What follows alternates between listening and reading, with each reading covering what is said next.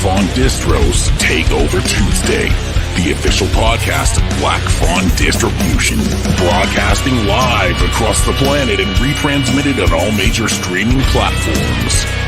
Tonight's program is brought to you in part by Wellington Brewery's Hellas Lager, Deadly Grounds Coffee, Twisted Teas, and of course Canada's #1 genre film company, Black Fawn Distribution. You wanted the best. Well, they didn't make it, so here's what you get. It's really not that bad. You are going to hell.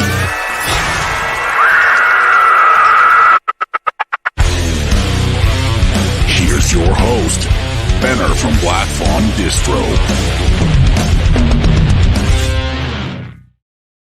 All right, everyone. Welcome back to another edition of Black Fawn Distro's Takeover Tuesday. I'm your host, Benner, as the intro just said. And hey, listen, it is Vicious Fun Day, which is crazy. It's May 3rd, 2022. Vicious Fun is now available right across Canada on Blu-ray. And we couldn't be more pumped to get this movie out. It's one of our favorites. And also, we couldn't be more excited to have our guest here tonight, of course, which I'll get to in a little bit. But I'm, of course, talking about Evan Marsh. He is in the green room. He's giving me the thumbs up right now. I'm pretty sure you can hear me okay, and he's ready to get in here. But of course, we got to do a little bit of housekeeping before we get there. Of course, this is Black Fawn Distro's Takeover Tuesday. We're broadcasting live to Facebook, Twitch, Twitter, and YouTube, and of course, retransmitting on all the major streaming platforms, including Apple Podcasts, Spotify, wherever you get your podcasts. Please subscribe, follow, share, like, do all that stuff. Smash that subscribe button. See, I can't even say it live on air, but whatever you can do to help support the show, we definitely appreciate it. And of course, it helps us out, and as well as myself, but also helps our guests out as well. Shed some light on their awesome projects that they're working on. And hey, that's all worthwhile. It's a good thing, and we definitely appreciate their support as well. Of course, quick shout out to our sponsors. I'm of course talking about Wellington Brewery's Hellas Lager, Deadly Grounds Coffee, and Twisted Teas. Couldn't do the show without them, and we definitely appreciate their support. We've got a great program for you tonight, like I mentioned off the top, and I've got a special, couple of special kind of surprises that we're going to do. But of course, like I said at the top of the hour, we've got Mr. Evan Marsh here, which I love introducing him like that. He's one of the most genuine guys you'll ever meet as far as just talking to. He's an amazingly talented actor, and of course the star of Vicious Fun. He told me not to give him a great big crazy intro, so I'm going to do just that, because that's how we do things here excuse me, on Black Fawn Distro's Takeover Tuesday. And I can't wait to jump into some stories from set, as well as Evan's experience working with such a crazy ensemble cast of funny, talented, and just I don't know what else you would call this cast, but they're from all kinds of all walks of life, all backgrounds, and it's actually it's amazing to see them work together in this film, which is Vicious Fun, available now from Black Fawn Distro across Canada and through most retailers, including Sunrise Records, Cinema One. You can also order it online through Black Fawn Distribution, as well as on through Unobstructed View as well. So anyway, before we get there, you know the drill. We got to hit the news.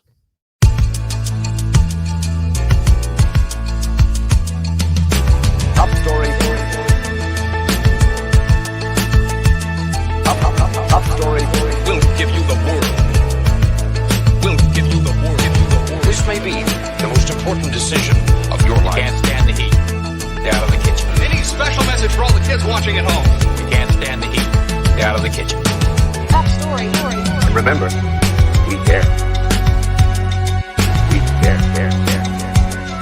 There are certain inherent risks that come with the territory. Top story. Top story. We'll give you the world. Top story. Okay, and we're back with the news, of course. Listen, our top story today is that it is Vicious Fun Day, of course. So like I said at the top of the hour, this is where we tell everyone that we've actually just released Vicious Fun on Blu-ray across Canada. And of course, I've got it right back here on my shelf. And I'm going to give everyone at home a quick look at it. This is the Vicious Fun. This is the Blacklist edition. This comes with a limited edition slipcase, which was designed by our friends over at Small Dog Design. And of course, there's our guest tonight, right on the front cover, as well as the rest of the cast as well. But I just wanted to give everyone a quick rundown of this. We do have a special Blacklist edition of this film that's available through our website. We only have 100 of them. There's a few of them left.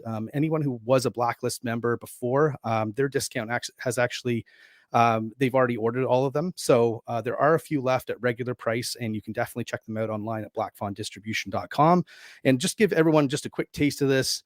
This is, like I said, the retro sleeve. Taking this off, if you do order the Blacklist, this is the alternate cover artwork that comes out underneath. And as you can see, signed by director Cody Callahan in sweet gold ink. Opening this up, you also get a Vicious Fun patch, which is an iron-on from our friends over at Patches for You, and of course a Vinyl Hell sticker, a VHS sticker of Vicious Fun, and of course we'll give everyone a quick look inside. Here's the inside of the disc as well. So make sure you pick that up. It's available on our website, of course. And as some bonuses, you also get these character cards featuring Joel and Carrie and the rest of the killers in the movie. And you also get a pair of Vicious Fun branded limited edition chopsticks, which all has a tie into the movie. And of course, last but not least, you also get the Bob Neese Chameleon Kit, which is features a whole bunch of disguises that you can use to blend into society, but we don't guarantee that they'll work either in public or at home. Anyway, so moving right along, I just wanted to let everyone know that we couldn't be more thankful to have been at this past weekend's event, which I'm talking about Shock Stock, or Shack Stack, as the kids like to say it. We just got back from here. Black Fun Distro was our first event in 2022. It's only been our second event in the last 2 years, or third event, sorry, in the last 2 years. It was really, really great to see everyone. And a big shout out to Jake and the rest of his team for putting on such an awesome show. It was down at the beautiful Ramada Hotel in London, Ontario. And it was just such a great experience to see everyone there. And thanks everyone for stopping by the booth and shooting the shit with us and just chatting about movies. We missed a lot of you guys over the last couple of years. Obviously, it's been hard to get out of the house.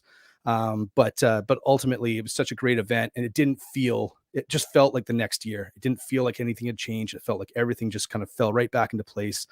Like a slipper on a foot, like a hand inside a glove, whatever you want to use as an analogy. It was just an amazing time and a really awesome weekend for everyone involved. So thanks so much, guys, for having us. We hope to see you next year. Coming up next for us, we're going to head down to Niagara Falls. We're going to hit up Niagara Falls Comic-Con in Niagara Falls, Ontario. Of course, we like to see a lot of our American fans kind of pop across the border too. So that should be fun. That's happening on June 3rd, 4th, and 5th. At the Niagara Falls Convention Center in Niagara Falls, Ontario.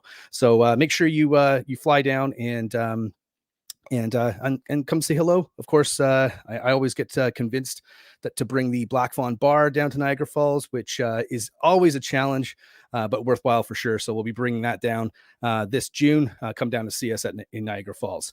Now, moving right along, we didn't do this on the last episode of the show because we did our special Hot Stove from Hell episode featuring the Texas Chainsaw Massacre movies. But I'm of course talking about the Black Fawn Distro Fried Chicken Sandwich Report.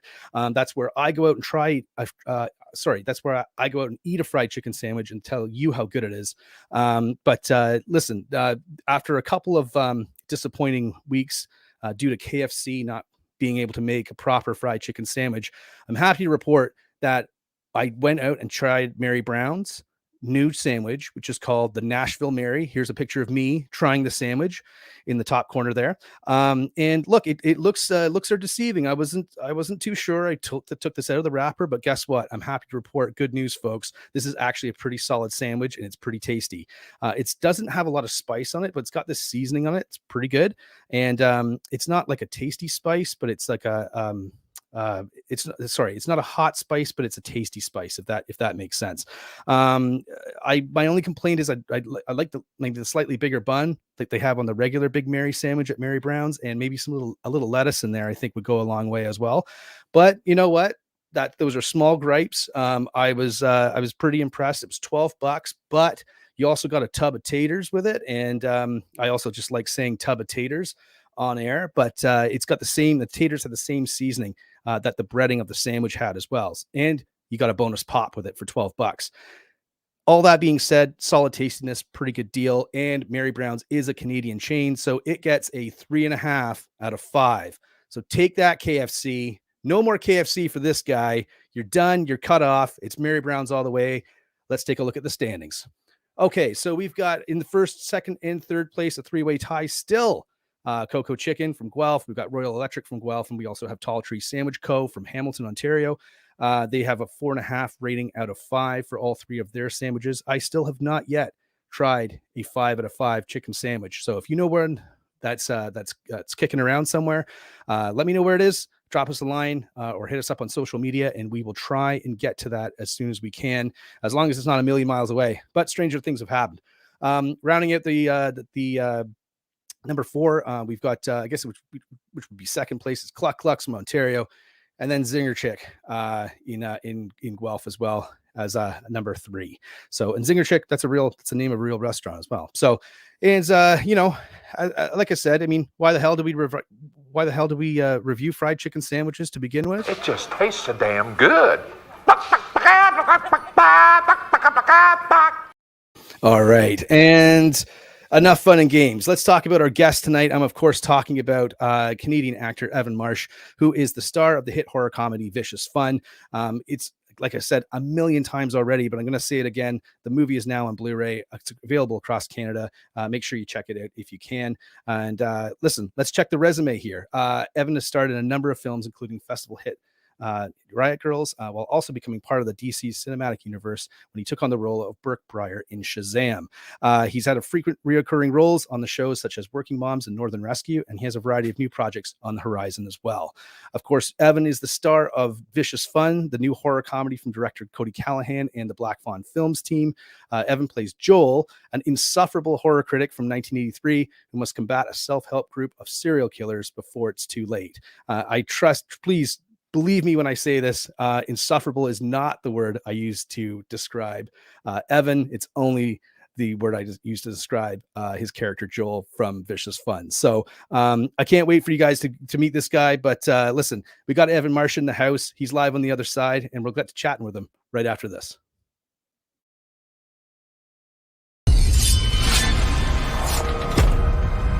Need a ride? As far as I can. Hop in.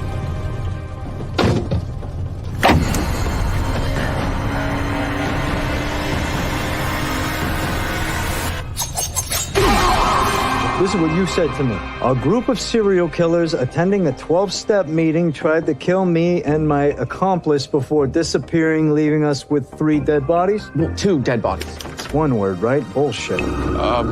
Sorry to interrupt your meeting. Thanks so much for coming out. How do you maintain your lifestyle and keep your urges under control? I murdered the same victim repeatedly. Just give me a mask. Have you ever bitten into a kidney? What is this, some kind of support group for serial killers?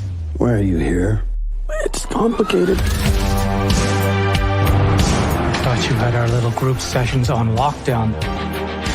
Are you Skinner? A slicer dicer or a corpse humper? How did you get in here? I got drunk at the bar. I passed out in a closet for a few hours, okay? 911. Yes. Oh my God, it's horrible. Now, Bonnie told me that people are coming here to try and kill him. And maybe us. What? Us? Why? Tony!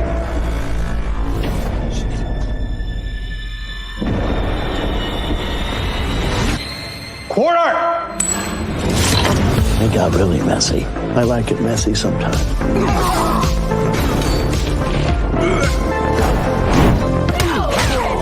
Smack in the face. I'm like a coiled snake. Gentlemen, we are about to have a lot of fun tonight. Hey, I didn't even gag.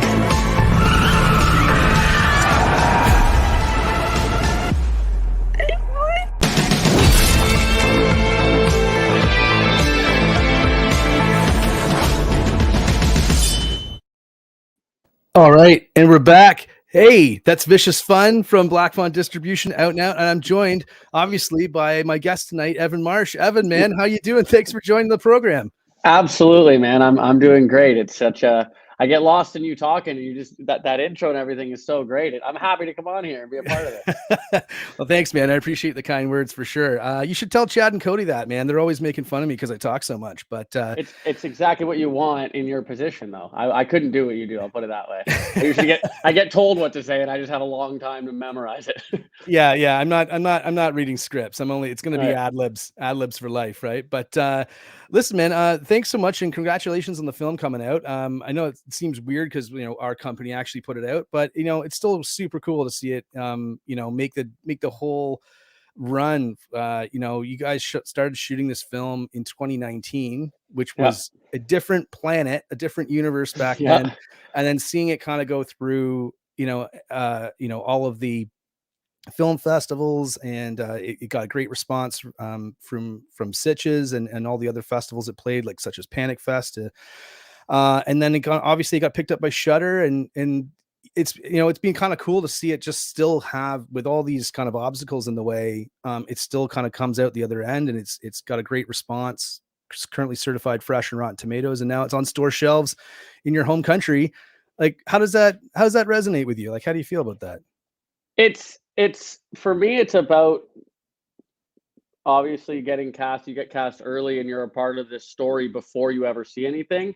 And it's so well written and unique. And I felt like I was a little nervous. Like, I don't want to do this a disservice. I want this movie to be able to go where it can go. And even coming out essentially right in the thick of everything, it's great to see its success and its awards it's won, and the Rotten Tomatoes fan stuff. Like, it makes me happy because, like I said, I felt like this movie really could do something when I first got cast. So I'm really happy that it did. So let's take a step back to that then, because I actually don't know that story. I usually kind of come in on the process and the Black Fawn stuff like a little later down the road, when everything's sort of like the machine's humming along and for sure people are on set. But how did you first get involved with with Black Fawn, with Cody as a director, and I guess just the project in general? Yeah, I mean, it came through like any other as an audition. But my agent at the time, Michael White, who's one of the most fantastic agents out there, he's really good. He reps Ari Millen, and he knows the team very well. So it was like a bit of an inside scoop. This is a project I've known about. This is a role I've known about for a little while. Lay down your tape and see what you can do. And what I wish I had done, or I will do, is I'll happily give you a snippet of my audition tape, because personally, as an actor, I grew up watching all the SNL best ofs and stuff, and I would skip right ahead to their audition tape. That stuff gets me really excited. So I'd be happy to share it. But and then I got onto it. I got a call back. We went in, did a chemistry read, and Cody and I just chatted over. We met at a coffee shop and just chatted about films and kind of our experiences and stuff. And I got the role. And I mean, I don't want to be as cliche as saying the rest is history, but here we are. Cool. Before we go any further, if anyone out there, we got a pretty good audience tonight. If anyone has any questions for Evan or myself, or for Vicious Fun, please type them in, throw them in the comment section below on whatever platform you're tuning in on, and we'll try and get to them as soon as we can. Of course, we're broadcasting live to Facebook, Twitch, Twitter, and YouTube. So please let your comments be known, and we'll try and get some answers for you. You're game for a couple questions, right, Evan? Absolutely. Okay, right. Absolutely. So now here's the thing about the film is that, it's such an interesting, fun premise, right? Because it does kind of, like, it's a retro film, it's a comedy. Both of those two things are kind of hard to work together with, just because they're both challenging inside the horror genre. Yeah. But what specifically drew you to the project? Like, I mean, it's a tasty role, of course, but was there anything in the script where you were like, this is different, this feels unique? Exactly that, though. Exactly that. This is different. Like, I couldn't word that better, because it's the kind of thing where, and to be fair, I think early on, certainly in the early, like when I got the script, we weren't leaning into the comedy as hard as maybe the final project, because of the way it turned out on set, how funny Christopher Bowman and Mark Gibson was, and John Frey as the cops, like all that stuff, a lot of improv and stuff took it away. But honestly, the log line of just talking about the self-help group for serial killers, and then Joel has to find his way out. It's just like right away, I was like, this is something I would watch. This is something that if you opened up Shudder or opened up whatever, and that was there, I want to watch that. And as much as you're just happy to get any work, real cool things that excite you and are something that you'd want to watch don't come as often as I'd like. So right away, that was just, I couldn't wait to try to give my tape. Yeah. And it's challenging too, right? Because you obviously always want to work on the best projects you can find, right? But as a working actor, I mean, sometimes you can't be as choosy as you want to be, right? But sometimes you have to pretend you really like the thing that you did, and this one's a lot easier to pretend. Yeah, fair enough. Now, of course, like, I know you mentioned before we got on the air, you're like, hey man, like, I mean, I don't necessarily like talking about myself all the time, which is understandable. Not a lot of people do. That's why I like to talk about other people for sure. But let's pivot a bit and talk about other people, and let's talk about like the other cast members that you got to work with, because this is such an ensemble piece. Yeah. There's a lot of names on the poster because they play such an intricate part to the story. And then there's a whole bunch of other actors and actresses that sort of like play into the peripheral characters too, which are just as important. You mentioned the cops, of course. So we'll try and keep the spoilers light for sure in this episode for anyone who hasn't seen it. But there's cops in it, guys. There's cops. There's cops, yeah, which means that there's trouble. And but I mean, you had such a great cast of co-stars with you, like, I mean, including, you know, Amber Goldfarb, who played Carrie. That's probably who you shared the most scenes with, I think, in the film. But what was it like working with everyone from like Julian Richings to like David Koechner to like Ari? Like what was that like? It was a once in a lifetime opportunity, because for me, that was one of the projects I've worked on where each character were so important to the story. Like every character is, but I'm saying in such a unique individual way. So it was the first time I remember I went and met Cody after I'd gotten the part, and we went to a wardrobe thing, and him and I were talking, and it was like, oh, you're playing, oh, this is great. Nice to meet you. Like, and you can start seeing it fall into place. And I got to give hats off to Chad and Cody, and maybe anyone I'm leaving out, on who they cast, including me. But like, they, in my opinion, nailed the roles. The way I read the script, the way that Fritz was, I think Julian Riching brought so much to that. I think Robert Maillet as Mike, monster of a man, the sweetest guy, literally the sweetest guy you'll ever meet, which is brilliant. And the cops, like, that was my most fun on set, was those days with those cops, and even in between the filming, how fun they were and how open they were to play. And that was awesome for me. And then Ari was the one that I saw written differently. And then Ari came in, and it was like, it blew me away in a way that I couldn't see Bob being played. And I don't, spoiler or not, all the reviews talk about how exceptional Ari was at that role. And I couldn't agree more. He phenomenal. And of course, Amber, who I have to thank a lot for, in my opinion, the success of a lot of our scenes, because I'm a bit wild sometimes. I like to be throwing things, and she really can stay strong to the story and her character, and making sure that arc is there even in every little scene. So that helped me a lot, while she was able to totally stick with the comedy and everything. And man, it's crazy how many I can name in a row that's exceptional to. I'm getting carried away. away. Yeah, and of course, like, I mean, and you know, we'd be remiss if we didn't mention the other actors in the film, but of course, Sean Beck, you know, Sean Beck, David Koechner, because and Sean, I mean, for those, if anyone who doesn't know Sean, he's literally the nicest. Like, he's probably one of the most polite people I've ever met. Yeah. And then you see him in here, and he's like talking about, like, you know, like eating. It was cool behind the scenes seeing him get into Hideo and get into that and being the thing. And then in between, he's like FaceTiming his daughter, and he's being this adorable dad. And it's just so wild to see both sides of it when they click it on and off. Yeah. And I'm pretty much Joel. So there's not a big change there. Did you, and sorry. And of course, Alexa as well was who plays your roommate Sarah in the film, also phenomenal as well. And it was just funny for me, like it was like when you change from setting to setting in the film, and again we'll keep the spoilers light, but just the characters that kind of just emerge and like come out of nowhere are really funny. But Ari is like, we'd obviously seen him in a bunch of stuff, but in our own films with I'll Take Your Dead, and then he was in The Oak Room, and then he was in this as well. And I was like, really, Cody? Like, I mean, like, cause they're close friends. They grew up together and stuff. I was like, this is like, and he's like, no. Like, just like, I'm pretty sure, man. Like, I think it'll be good.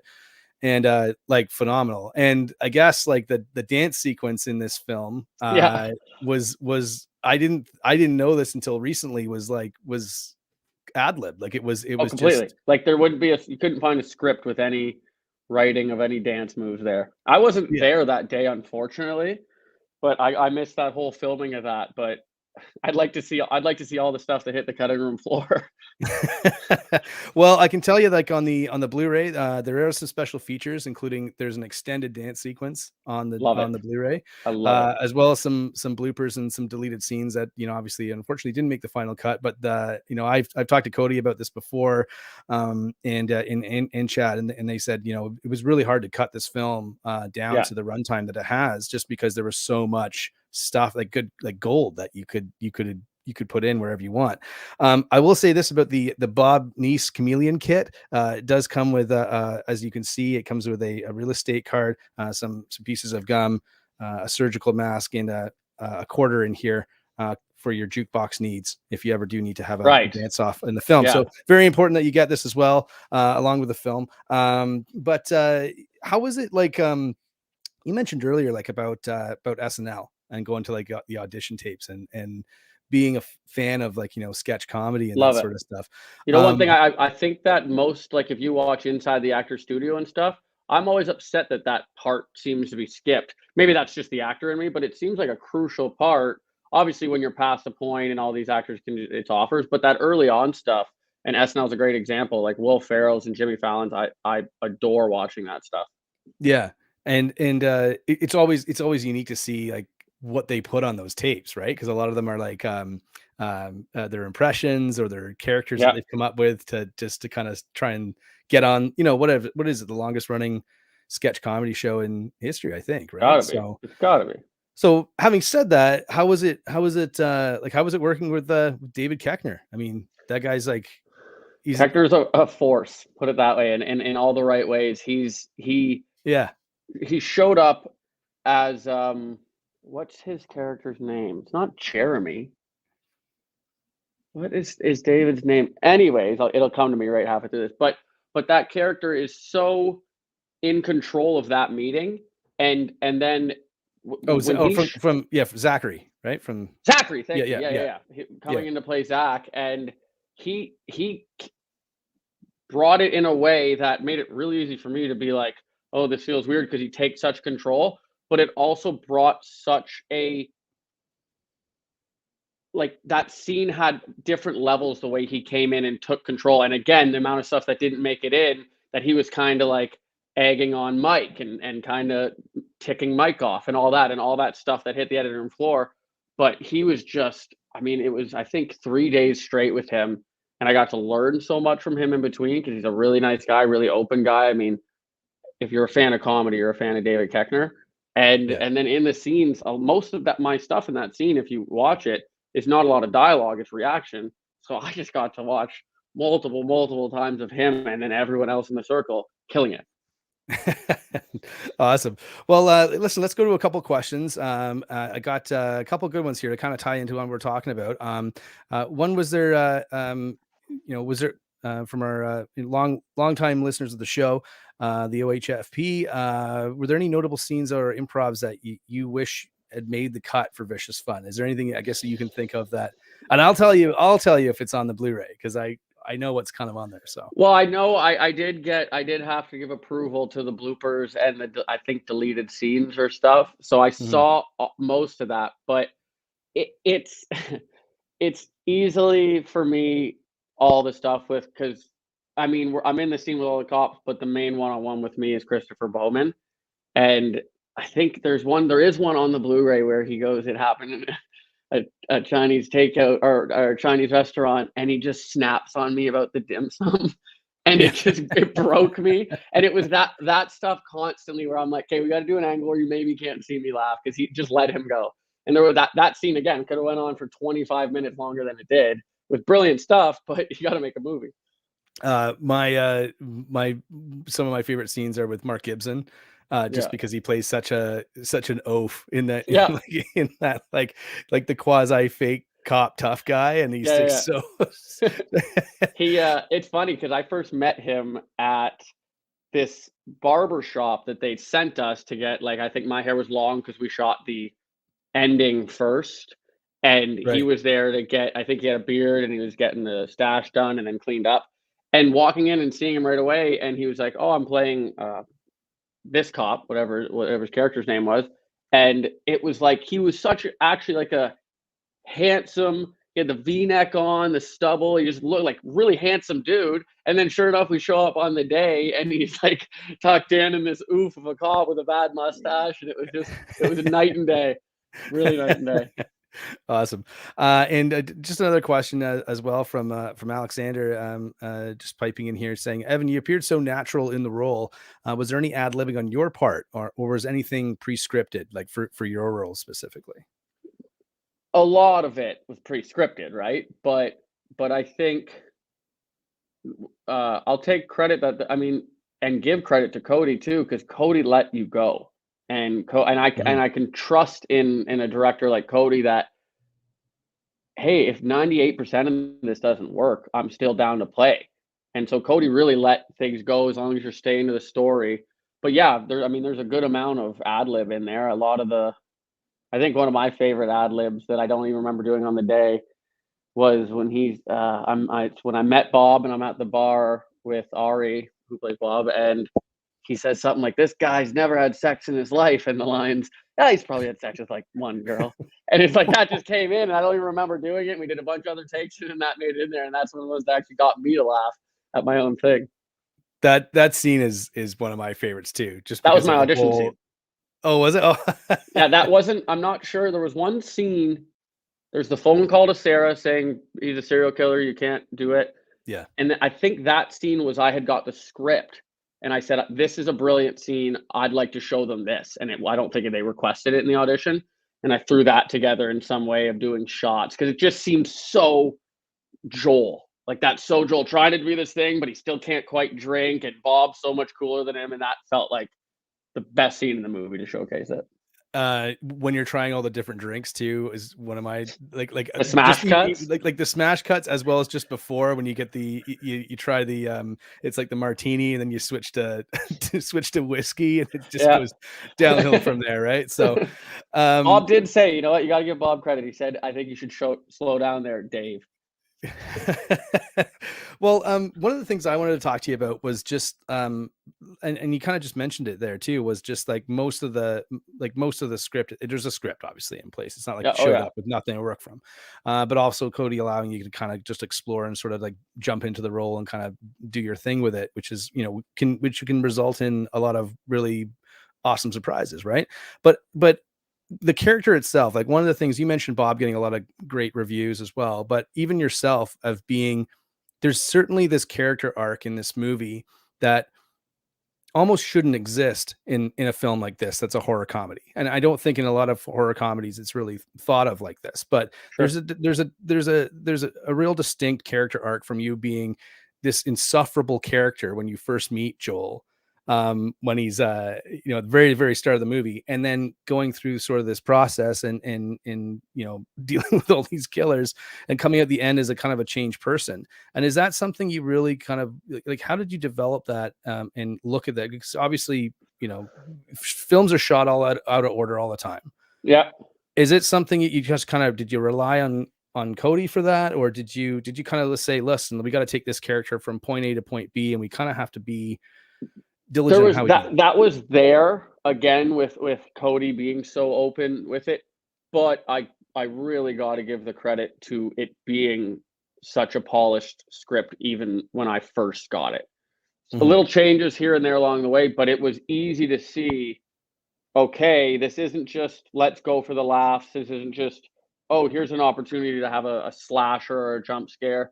It was a story that had a great arc to Amber's character. It had and then Joel, it was so clear cut because he's such this loser roommate thing, and at the end he's so clearly somewhere else. So then the fun for me as an actor is just, okay, oh, we're doing this scene today, great, this is kind of where I'll be, let's play that. Like we shot, maybe the first scene was she finally opens the jail door and I go, and like that's day one, and I got this, my arm's been, never mind, I don't want to wreck anything. And it's just like, that's game on, go. Okay, I'm here now, right? Like that's the tough part, but the fun part of the shoot. And again, that the script is just, it was there, so I could do it easily. And Cody was very good, and Chad, I got to give Chad a lot of credit at kind of mapping it out and going, here's this is that, and remember we just came from that, let's go. Yeah, and there's a lot of like, obviously there's a lot of comedy in the film, but there's also these touching moments where you have a couple of moments with Carrie, who's of course played by Amber Goldfarb, as well as Sarah, and it's just like it's interesting to me when I was watching it, and of course I'm biased. I mean, I work for the company that's releasing the movie. All right, just for the interest of transparency for any 60 minutes out there, right? But I'm just like the fact that the three characters were sort of like built up from those scenes and those kind of intertwining relationships or connections throughout the film was pretty interesting, because it would be easy to write off the Sarah character, and it would be easy to write off or get away from Carrie as being the character that she is. And I thought that was pretty interesting and fluid between all three. I think there was a weight off of my shoulders too, because it never felt like it was Joel. It was Joel and then pieces around, because the Carrie character was massive, and Amber and I really tackled that on like a 2-person premise, and she will kind of end up here and I will kind of end up there. And there was a lot of discussion on that, because she's an unbelievable actress. So that was, and then a lot easier for me to help me get there, because we kind of helped create this understanding with each other. Yeah. And Amber's a force in this movie too. I think you mentioned that previously, but I know a lot of people watched this film and was just like, holy shit, like Carrie's so cool. And I was like, and that's, which is awesome. Right. So I'm hoping to have her on the program at some point, because I want to dive into how she saw things, because maybe she saw things differently. Right. Well, that was without a doubt the closest or the most important role cast, like mine and hers, but I had been cast and I didn't know. And it was like, who are they going to get for this? Like, is she going to be super tough and super scary, or is it going to be like an unexpected thing? And it was very, okay, what's this Carrie character going to be? And luckily we struck gold with Amber, and it was awesome. Did you guys have to do do you guys have to audition together just to see if that we did a chemistry read together? Yeah. Mm-hmm. Do you know I did it with, sorry, no, go ahead. I did it with I think another actress or two, and it was the kind of thing where you just know, you just kind of know, like you're like, oh, that's what we've been looking for. Nice to see it versus me having to walk in the room and leave. It was a little bit interesting to see it kind of on the other side, but it was very different. Her and my chemistry together. Everyone else is great, but you kind of just knew. Yeah. And the fact that the relationship in the film is so different, that it's more of a fish out of water and teacher student type of thing, where you're way in over your head and you're just trying to get out of these situations, where she's a little bit more seasoned with the experience that she's had in her life as a character, right? So it's not just the other dynamics, like the cliche dynamics that would play into something like this, and that plays a part, like you said, into that relationship. Because when I first read the script, it was like, oh, are they gonna end up, like, what is this relationship? Do they end up lovers at the end? And it was like, okay, I was very happy that this it felt a lot more like big sister, little brother vibe. And Yeah. maybe I'm not supposed to release this information, but Amber was had her own backstory quietly that she had a little brother that was killed. So spoilers, not that I got killed, but I released that, and that's cool because it's been released. And so that all of a sudden I understood where she was coming from, and that helped click that dynamic her and I had throughout the film. Okay, awesome. Well, listen, I wanted to talk to you a little bit about too. Of course, anyone out there, if you have questions for Evan, feel free to leave them in the comment section below.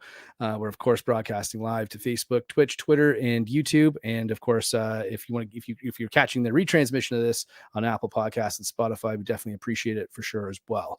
But listen, you've done other stuff, not just Vicious Fun, and I wanted to talk to you about doing stuff in, for Riot Girls and for Shazam, just because I just had Julian on the program, Julian Richings, and I was talking to him about like the differences between working on like, more, smaller films and then going from that to like big blockbusters and sort of what the vibe was for that. And I was just interested to hear your take on that coming, because, you'd done Shazam, I think a couple of years before, or maybe a year before. About a year, I think. My sense of time is all out of whack now, but yeah, and then did this one. But what do you think the differences are, or what did you see the differences are being between the two projects like that? Obviously, the biggest difference is, the size of the set or the stunt that this is doing on the bigger ones. But I actually had this moment when I was on set of Shazam where I kind of like looked around, and it was like, it's still just a director. It's still just this cast, and it's not very different, like cameras and stuff. And it was like, okay, like this, it's so similar. It's the same family. You know what I mean? When you're doing it, everything else is the release and the amount of fans that this superhero thing might have versus no one's going to know Riot Girls or Giant Little Ones, and that's going to have its own kind of fun to it through the festival circuit and everything. But when you show up and you're there to work, it's weirdly just the same. Now, you had something on your there's a scene in Shazam where they drop a truck out of the sky. I know on your Instagram you said was one of your favorite scenes to shoot. What can you tell us about that scene? So basically it's your character and the other, like the bully, right? And yeah, my brother, the guy that plays my brother, Carson McCormick, right, good buddy of mine. And I believe, I'm not a big car guy, but I believe it's a Ford F-150 that I drive. And at this point in the movie, Billy Batson has he can become Shazam, and we've already been picking on him X amount of times. So we get out in the car and we turn around, and the truck you just saw me park is gone, and I'm like pressing the button, like the horn button, and we can hear it, and then it just falls out of the sky. So it's like he had picked it way up. And filming that, I'm like, okay, how are we going to cheat this or whatever? Or if nothing else, are we going to film me and my buddy Carson looking, and they'll superimpose the shot of that? And they just straight up had a truck that looked the same to look at, apparently pretty gutted. So it was built to fall like that. Right. But they just heaved it up 100 feet at least. And they knew how far you could stand because of the fake glass and everything. So we just got to shoot that and do it with like 3 different trucks. It was incredible. It was like there's the biggest difference though. That's what I mean. Like the stunts like that, I'm not doing that on some, really trying hard to get into TIFF little movie. Like I'm going to be doing that on Shazam. That's the biggest difference. Right. So basically, Cody, if you're listening, we need more trucks dropped out of the sky, right? Truck droppings, Cody. I've been texting him that. He doesn't seem to reply. I think he changed his number, but wouldn't be the first time, right? No, I'm just kidding. But yeah, no, that's awesome. I know, obviously, do you think that character will come back? Do you know if in the DC universe, or to be decided? I think or no comment or whatever. No comment while because I don't know that's such big movies of what you're allowed to say and what you're not. So why don't you all go check out that movie, as well as buy the Blu-ray of Vicious Fun that's just released. Hey, can I get the one? Does Cody sign all the Blacklist ones? So Cody only signed the Blacklist ones, so there was only 100. We sold most of them. So our Blacklist members, if you're already a Blacklist member, you automatically get first dibs. And then once those are gone, we do save a couple for new members and that sort of thing as well. So I've got a few left. So Cool. yes, if you're asking if I kept you one, yes, we did. That's perfect. But I want him to have signed it. Otherwise, I don't want it. Yeah, absolutely. No, it's all ready to go. Because he won't text me back. I can't get it to happen. I'll let him know, man. I know he's a difficult cat to reach sometimes, but busy man actually. Listen, I wanted to so we've got a special. I didn't tell you about this. So I'm not sure if you've watched the program before, but we do have a rapid fire section where it's a bunch of random questions. Are you down for doing that? Is it like one word answers or is it like full questions? It can be. It's a bit of both. It's a bit of both. All right, I'm down. I like it. Okay. You got to back Alrighty. up So I just have to reach back here, and where's this? So I've got my Wellington beer here. Of course, this section of the program, our rapid fire section, is brought to you by Wellington Brewery's Helles Lager. Opening this up, here's a picture of the can right here. Me too. Helles Lager, Helles, yeah. But you can obviously take advantage of Wellington by frequenting their local Guelph brewery in Guelph here. They are the longest, I think they're the oldest microbrewery in all of Canada. Or you can swing by the LCBO or wherever you pick up your adult beverages and pick up some tins of Helles Lager. It's a delicious, easy drinking lager. This is kind of my halftime as well, so that's why I need a little bit of a drink to don't get to the end here. So it's the perfect sponsor. Oh man, that's good. And we drank a lot of these at Shock Stock as well. Thanks, Shock Stock. Appreciate you. Okay, so this is basically where we just jump in and I ask you 5 random questions and you give me the best answers that you can. They can be as descriptive as you want, or they can be as short as you want. It's completely up to you.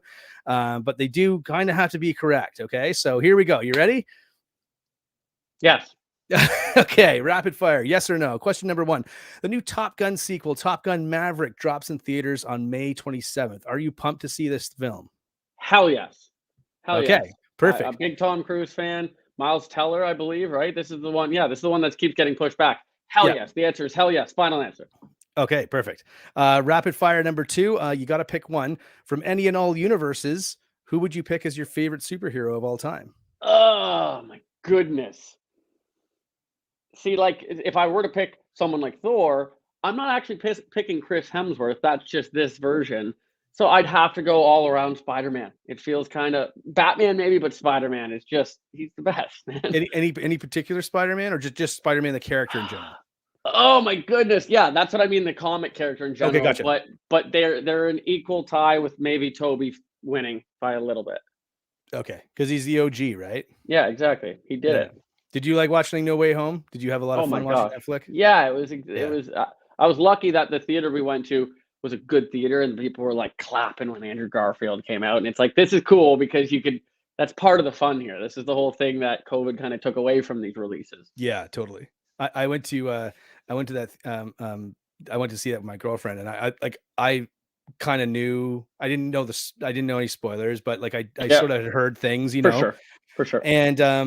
And so, but she doesn't follow any of that shit. Like she loves those movies, but she's like, I'm too busy to follow all that stuff, right? And so we went to see the movie, like things would happen, and she just started hitting me like in the arm because she was like, "What the hell? Like, what the hell? Like, what? Like, what? Yeah, this person's in it." And I was just like, "Did you not know that?" But see, that's that ignorance is bliss. Blown away. Like, it was super. That's fun. Like, it's great that she doesn't follow it, doesn't know, because I never ever watch trailers anymore. And because I went into enough movies where, like, I remember I went into Hell or High Water, and it was just like, I don't know what this is about, and it blew me away. And then I watched the trailer after, and I was like, well, I would have been kind of prepared for this ending with blah blah blah. And it's just like, so I don't watch anything anymore. And then you can have those experiences close to your girlfriend where it's like, holy shit. Yeah, and it's just a cool like vibe. Like I remember theaters being packed and it being like an experience and a collective sort of thing, right? But that's awesome. So I'm killing time for that. I had to expand that question because rapid fire 3 you already know the answer to, and that is memory game. In an unused scene from Vicious Fun, Detective Doyle informs you that this dish from the Chinese restaurant is delicious. What dish was he referring to? Of course, you already answered this earlier in the program, but if the answer is of course dim sum. Yeah. So in replacement of this, can you tell us a funny story from set, maybe? Like just something that comes to mind what quickly? I'll do is I'll toot my own horn one more time of an ad lib that I'm proud of. And that was the listing of the girls that I'm hanging out with that I turned down because I can see all these girls, and that was just on the day. That was towards the end of our shoot. So I'm like as comfy with Cody and the set and this character as I can be. And I didn't remember doing that, but it's those names. And then I think Carl came out, and it was like, oh no, that's a guy's name, Carl La. And I was just like, that made it into the movie. And that was I think there's a bunch more names that we tried or a bunch more things that we did. But that whole scene there is literally Joel waits.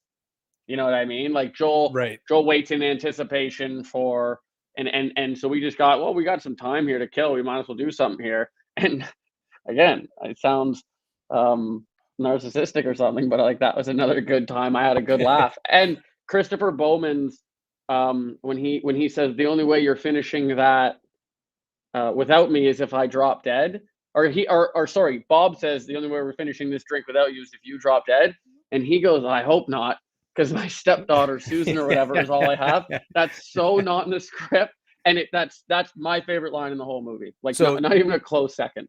So that line got the biggest laugh when we did the premiere at Blood in the Snow, and it was like, I always thought the line was funny.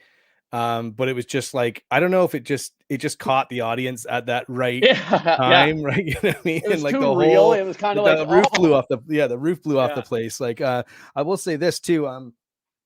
Just we're speaking that scene. We did this retro cover, obviously, and we always do this on the side. So I don't know if you can see that, but obviously it's Vicious Fun. But there's something else that's crossed out there, which is Falcon Crest. Falcon great. Crest. That's Falcon awesome. Crest. Come on, Sarah. All right, so moving on. This isn't very much. Somebody, you know what? I had a comment on the YouTube page a couple weeks ago. It said the rapid fire shouldn't be called rapid fire. It should be called like walking fire or something, or meandering fire. Good one, man. Great comment. Just want to give a shout out to that guy. Thanks, man. We do what we want to do here on this show. That's why it's my show, man. Okay, let's do a couple. Get your own podcast. You know what? We're gonna improv here, and you just wrap it. We'll do quick ones. One quick answer. I'll start, just quick ones. All right, here we go. So rapid fire. Tell us more. Hypothetically, of course. Let's say there's a sequel to Vicious Fun. Where would you like to see the story for Joel and Carrie to go? Good question. Because I think that Joel took such a big leap into that final scene where they're at the drive-in, that it's like, is he still there? Is he any cooler? Does he just think he's cooler? But I think there needs to be answers to Mr. Midnight. It still needs to be strongly through Carrie and her motives. And then I think that allows for whatever can come, and Joel to kind of still have that comedic vibe because he's just being taken along again. But gotcha. I don't know.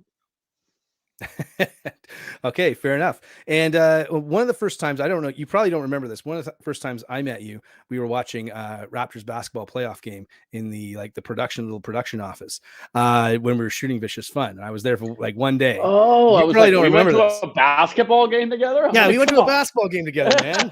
Courtside seats. I remember that. I walked in. You were like at the back, like two desks in there. Yeah. I don't know what I was doing. Who was playing? Because it was a big game. Do you remember? So it was 2019. It was the Kawhi year. It was the Kawhi year, and it wasn't a playoff game. It was. I think it might have been a playoff game. It wasn't a playoff game because you shot in November, right? December. So it was that season now, or December, yeah. Anyway, that's not my question. My question is this: recently. I know you're a basketball fan, right? So recently there's been a rumor going around that the LA Lakers might be trying to steal Raptors head coach Nick Nurse from Toronto. Would you care to comment? This is where I might get in some hot water because first of all, I want to lay it down that I love Nick Nurse and I'd want him to stay, and it's Raptors before anyone. But I'm a huge LeBron James fan. So it's not like Nick Nurse is going to like the Pistons. So I'll still, when I'm cheering for LeBron to get as many rings as he can get before he retires, at least he'll have the brilliant Nick Nurse on his side. But he's got to stay. He's with the Raptors. We work so well together. He's such a beast. We're having a great run. We kind of got duped out there at the end. But I think Nick's got to stay. But like I said, I'm kind of playing both sides. Okay, well, the correct answer was no. But anyway, moving right along. Listen, no, I'm just kidding. I would say, listen, I think if LeBron wanted to win more rings, he should come to Toronto. If any superstar out there would come to Toronto right now and slot it into the team that they have right now, Yeah. Nick Nurse makes every single player better because he's got a basketball program and not just a bunch of players. He's got a program. And man, if LeBron came, he would have 3 more rings. I guarantee it. It's that Kawhi He's not going to thing. win anymore. Yeah, Kawhi's phenomenal, but he slid into the deepest team he's ever played on. Like the bench was winning against. Like, so that's the same thing Kawhi did. If anyone could come to Toronto, wink, wink, LeBron. If you happen to be watching this, we've already got a phenomenal team, and then Nick Nurse would just, like you said, make them all better. Yeah, exactly. There you go. I hope LeBron, if you're listening, we love Space Jam 2, right? Is that what we're saying? Yeah. He was watching Vicious Fun. We were watching Space Jam 2. This is good. This is great. Awesome. Okay, so that's the end of our rapid fire questions. Thanks so much for being such a good sport. Of course, rapid fire is brought to us by Wellington Brewery's Hellas Lager. Pick up some tins wherever you pick up your adult beverages in your local bar, pub, or whatever. Go to the LCBO if you're in Ontario, or your local liquor store if you're outside of our province, at least. So, okay, so we're just going to take a quick commercial break. Evan, are you good enough to stick around for a few extra minutes on the other side? Absolutely. Okay, well, stay tuned, everyone. We'll be right back after this.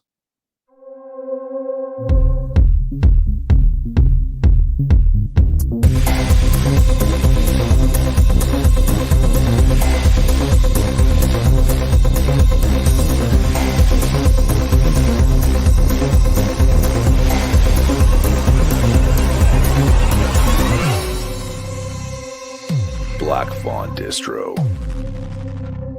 Movies, merchandise, available now at blackfawndistribution.com. Okay, and we're back with actor and the star of Vicious Fun, Evan Marsh. Evan, thanks so much for sticking around. We really do appreciate you making the time for us today, which is, of course, Vicious Fun Day, Vicious Fun, boom, Blacklist edition, boom, regular edition. They're all available at blackfawndistribution.com. Check out our online store, or you can pick up a copy at your local Sunrise Records or Cinema One location, or wherever else you you pick up cool movies. It should be in there as well. So let's just get to a couple of comments here just before we kick off the second half here. But we've got Mike Taylor just saying very talented actor. Of course, Mike is I'm assuming talking about you. We're not sure which actor you're talking about, Mike, but let's just assume it's you, Evan. I don't know if that's a friend of yours or we go way back. He was in I want to say Scarecrow. Was that what it? And I believe, I think it was associated with Black Fawn. Am I crazy here? Scarecrows. Oh, okay. Oh, Mike. Yeah. Yeah, Mikey boy. Mike. That's Mike right there. Oh, nice. Perfect. Awesome. I pay him to do that. Yeah, I was gonna say. I was like, well, that sounds like such a believable backstory that nobody would ever question the payment, right? Yeah, exactly. I had to live with him for a year or two just to make it real. And of course, in a quick comment here from our good friend Chad Archibald. Good to see you, Evan. Always good to hear that what you've been up to. Been a good show so far. Thanks for checking in, Chad. Appreciate it. Can't do anything by myself apparently. Make sure you don't blow it in the second half. Thanks, buddy. Yeah, I'll try not to. Appreciate it. Always good to have you watching over my shoulder. No pressure at all. Of course, this is live TV or live to air to the internet, to Facebook, Twitch, Twitter, and YouTube. If you got any extra comments, throw them down in the comment section below, and give us a like and a share. Subscribe to the YouTube channel, please, if you're listening. It helps us out and also helps out our guests as well. So let's get into a couple more questions, and then I'll let you go for the evening if you're cool with that. But listen, I mean, you've worked on a bunch of projects over the last couple of years. You're like we established earlier, you're a working actor, obviously looking at a variety of different projects. What do you have coming up in like the rest of this year and maybe beyond? And what are you excited for coming out? I'm excited for a few things. A couple, I don't know what I can quite say about it, but what I can say is there's a really cool project I worked on out west in Victoria that's coming Netflix. It's at like a Halloween series. So it comes in October, but Air Bud, obviously. Yep. It's in the Air Bud world, Air Puppy world, and it's called Phantom Pups. and it's this show about these kids that are trying to save their dogs from, or these puppies they met, to turn them back to real instead of ghosts. And me and my sister play the antagonists who are trying to catch them to win the $1 million ghost prize. So it's very silly. It's very fun, very childish, and I'm excited for that. So that comes out in October to Netflix. And I just wrapped this new anthology project called Accused, based off the British series created by Howard Gordon, who like created Homeland and 24 and stuff. And I did an episode on that. So I have no date to give for that, but those are two that I know I can talk about out loud. And awesome. The other ones you just have to follow along. And the other shows that you've worked on previously, like Working Moms and Northern Rescue and stuff, is your role reoccurring? Have you ended your tenure with those shows, or always a possibility? Northern Rescue kind of just did one season, and right. So that one is done. Working Moms, I think, is coming back for another season. I haven't fully heard yet, but I've heard some things. And then I can't help but think that Joseph and Jacob Zielinski make an appearance on Working Moms again. So that's something I look forward to, because that's been one of my longest runs as far as season-wise on shows like reoccurring, and it's such a fun cast. I mean, Catherine Reitman is a brilliant to watch work, she'll be there on a day that she's not, I mean, obviously as the creator, but she's not in any scenes or anything, and she'll be throwing in like, oh, you should try that, and it's like so good, and I'm like, thank you. So I hope I'm back on that for sure. Awesome. And any and do you have my last question for you was like what do you prefer doing? Like, do you prefer doing feature films or more television, or I mean, like, maybe that's just kind of like picking your favorite kid, I guess. But like, I mean, or what's the difference between the two as far as like, how you approach both jobs? It's kind of like the feature film is like the oldest kid, because it's there and then, but it can be gone and you're done with it. Whereas the really he can move out. Yeah, get out of here. Come on, what are you, 18 already?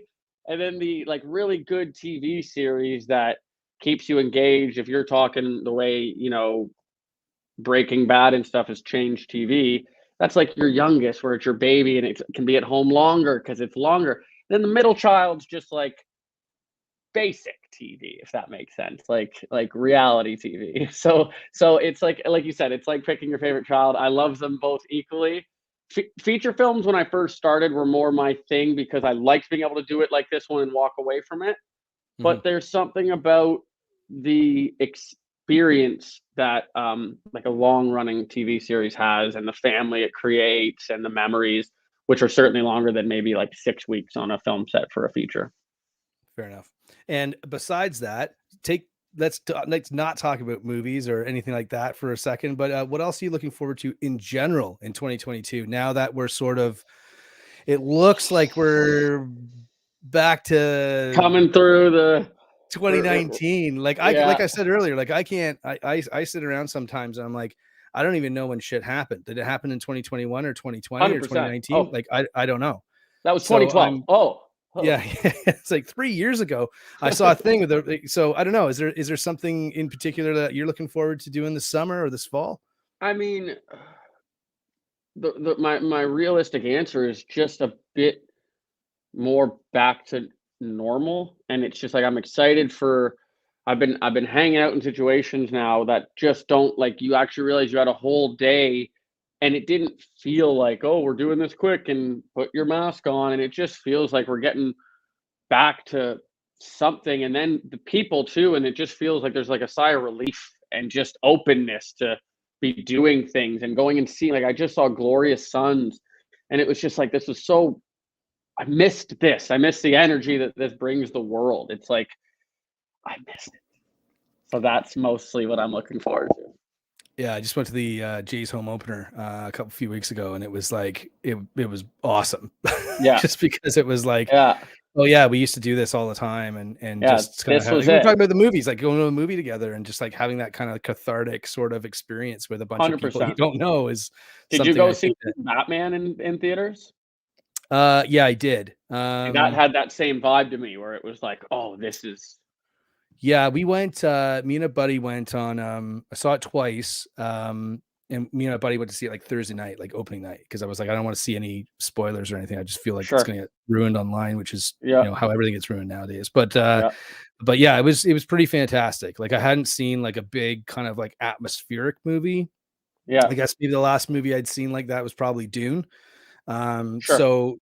But just on the big screen, like it wasn't a packed theater, but it was, it was busy enough, and it was just cool to see something brand new and big, and like I said, atmospheric, and sort of like that vibe was cool. Like it felt like Yeah. you're going to see a big popcorn movie. And I mean, I love like everyone that comes on this program, like we all love movies, right? So it's always Not a big movie guy myself, really. yeah, yeah. I work in them just because I work at the grocery store doesn't mean I like groceries. Yeah, I prefer Scrabble. So, but yeah, I'm kind of looking forward to that too, and it'll be interesting to see where things go. I mean, I think the streaming thing is sort of like it's funny. Not to go, I just want to talk about this, to be honest, a little bit, because my sister once said, coffee shops will always exist because no matter how bad the economy gets or anything, it's just something for people to do, right? Something cheap. You go out for coffee. Well, it's only like a couple bucks, right? Like you don't have to go out for a steak dinner or whatever. So there'll always be like a purpose for those places to exist. And I think movie theaters are the same way. And I don't think they get enough credit for being that, but going to a movie, I mean, tickets are still like $15, but still, like, I mean, you like a couple people can go to a movie, whether it's a buddy or if it's, a partner, wife, husband, whatever. And you spend like, $30-$40 popcorn stuff, and it's still a good time out. And for me, I started going to the movies sometimes, like I sometimes even pop up just by myself because I just wanted to go do something. I just wanted to get out of the fucking house, Yeah, like it's like I just want to walk somewhere and watch something I don't know what it's going to be, and then it's also a fun experience. It's a fun, like, I'm a big golfer, and you don't really ever think of golfing alone, but it's the same thing. I don't go to the movies alone often. I don't golf alone often. But it's a whole different experience when I do, because it's just, I just go and now I'm doing that. Like usually when I'm away filming, when I'm filming abroad, I tend to see movies by myself. It's something to do. I just landed here. Oh, I want to see that. That's been gone for a little bit as far as that feeling. But it's just, I agree with you 100%. It's being there, and it's part of, it's not about what it costs. It's the experience. Yeah. And I went like right when, see, again, I can't remember, whenever Once Upon a Time in Hollywood came out. Yeah. So nobody wanted to go and see it with me. 2018, 2019, 2018. Yeah. Because he won the best actor. Brad won the best actor right before COVID happened. So that's right. So, and I went there and nobody wanted to go. And I was just like, fine, I'll just go by myself. And it was like a super hot day in the summer. And I remember going to the movie theater, like it was like a 12:30 screening. And I got a big ass popcorn and a big ass like fountain pop. Yeah. And like M&Ms or whatever. Like I loaded up and I just sat there for 2.5 hours, and there was like 6 people in the theater maybe. And I was like, this is the greatest thing ever, like air conditioned, like nice and comfy. And it was like, I was like, maybe I'll start doing this all the time. And then, yeah, I watched Once Upon a Time in Hollywood, I think 3 times in theater. That's how much that way. And that's an example of such a movie. You could go see your Batman or something. Oh man, that movie was such like a ride. And I don't watch anything. So doing research after, I found out that there was like the spoiler before that movie was even made, that it was a Charles Manson movie. So Quentin was upset about that. So then there was a lot of people that saw it and were like, well, that's it. We got of Charles. He was brilliant. And I'm like, I didn't know any of that going in. So it was just all new. It was all fresh. And I thought that was one of my favorite movies in a long time, actually. Yeah, I mean, a lot of people say it's Tarantino's horror movie, but isn't necessarily. I mean, there's a lot of scenes in that it kind of speak to that a bit, but more, obviously, it's his love letter to old school Hollywood, probably more so. But yeah, I mean, I don't know. I just like going to see movies sometimes that I like. I'm excited to see a movie where I don't know what the hell happens, like right. And I like superhero movies, and I go see most of them. and I own most of them on 4K and Blu-ray and whatever, right? Like I do love them, but I do like going to see films where I'm like, I have no idea where this film is going to go, and I have no idea. Like, I like original content. I think that's something I'm hopefully, and that's why I try to watch less trailers, like on new things. Yeah. For me, if okay, this movie has Chris Pine and Jeff Bridges, that'll sell it because I respect their body of work so much. I'll see what they do. Worst case, it's terrible, but most of the time it's not. A lot of the time, especially because you're not spoiled, and like you're saying, something you don't know that's going to happen. It's such a great experience to just be like the way scripts are written. And I always use Split as an example with James McAvoy. When they've been kidnapped and they're looking through that eye hole, and you see the girl's legs, and you hear the voice that's pretty spot on for a girl's voice. That script was being written in a way that you're supposed to be like, there's a girl in there with him too. If you've just watched every trailer and everything, you just know it's James McAvoy. You know it's one of his personalities. Yeah. And it's like a lot of the time the scripts are done in a way that's supposed to surprise you, and then the trailer fucking blows it. So quick story. I went to see that movie with Chad, and because we were like, let's go see the new M. Night movie, right? Like, who cares? Mm-hmm. And the unbelievable how after all these years, like M. Night still pulled a twist like at the end of that movie that I didn't even see coming, which I was like, I remember I hit Chad, a lot of hitting when we go see movies, I guess, but like I hit Chad really bruised up after these movies. I for some reason had just watched like Unbreakable, or I was listening to the Unbreakable music. I listen to a lot of soundtracks when I'm working because there's no lyrics and stuff, and you kind of get to the mood and whatever. Yeah. Anyway, but yeah, I was and when they started playing the Unbreakable music, I hit Chad and I said, dude, it's fucking Unbreakable. And he's just like, what? I was like, that's the Unbreakable music. What? Oh, wow. And then they so do that. Kind of saw that coming in before you see Bruce. Yeah. And then they peeled through, and I was like, there's no way they're doing this. And then they pan through the diner and and there's Bruce Willis. Right. So, and then some old ladies behind me were just like, who's that? You're like, stop hitting him. Yeah. Too much to explain. Anyway, man, listen, enough of me yabbering on. Thanks so much, man, for doing this. I appreciate it. I'll let you go. You know what I will say? The news intro before you put on your jacket and everything, that beat slapped. I don't know what beat that was, but the beat that news intro comes in on, it was like I was rocking to that pretty hard. Thanks, man. Can you turn it on really quick again for like 5 seconds? Sure. Yeah.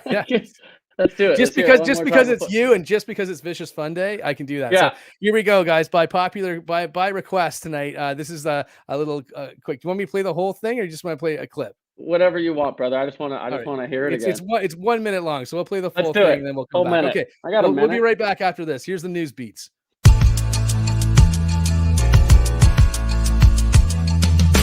Top story. Top story. We'll give you the world. We'll give you the world.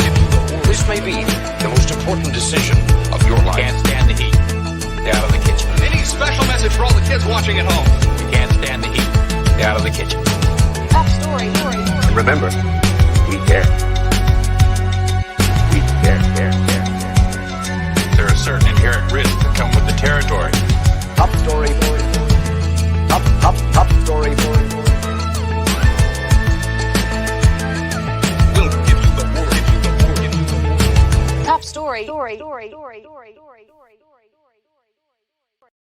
Okay, and there's the beats. And feels like you want to rap on it, like it's sweet.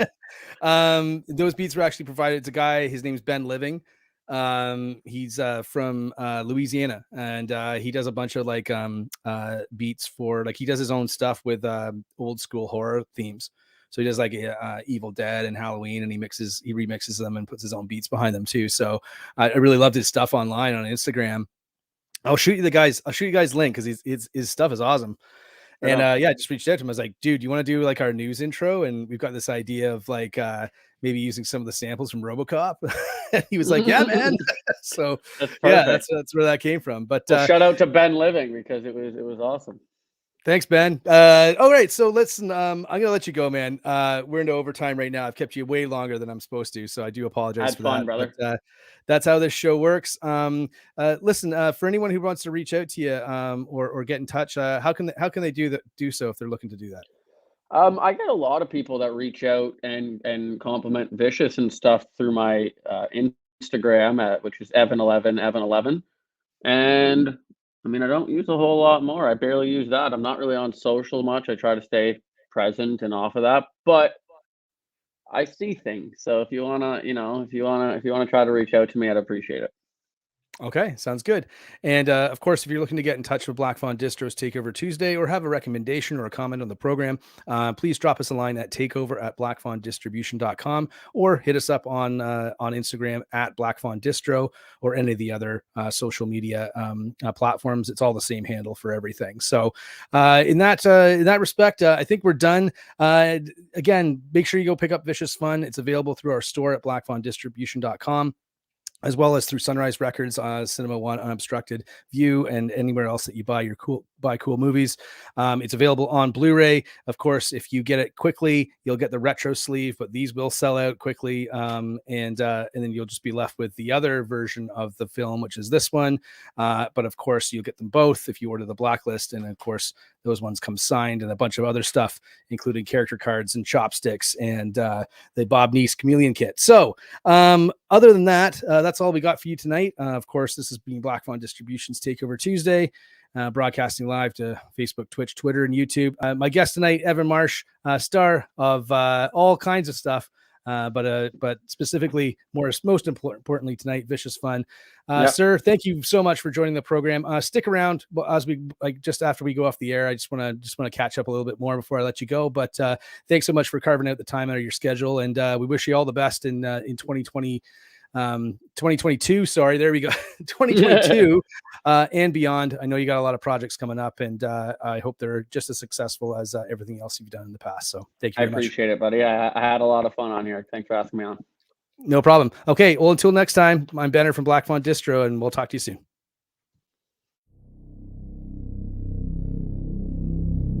And that does it for another episode of Black Fawn Distro's Takeover Tuesday. Thanks for tuning in. If you enjoyed tonight's episode, please remember to like, follow, share, and subscribe, and help us spread the word about the program and our incredible guests.